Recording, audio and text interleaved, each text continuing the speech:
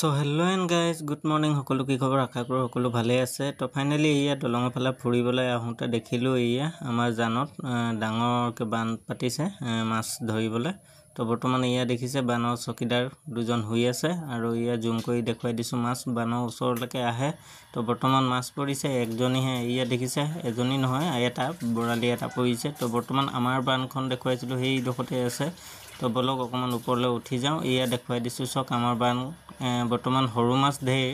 কিন্তু ডাঙৰ মাছ অকণমানো নাপালোঁ তো চেপা চাবলৈ আছে তো বৰ্তমান চাম আৰু তো বলক অকণমান দলঙৰ ফালে ফুৰি লওঁ তো এয়া দেখিছে দলঙৰ ওপৰৰ পৰা ভিউ দেখুৱাইছোঁ আপোনালোকক তো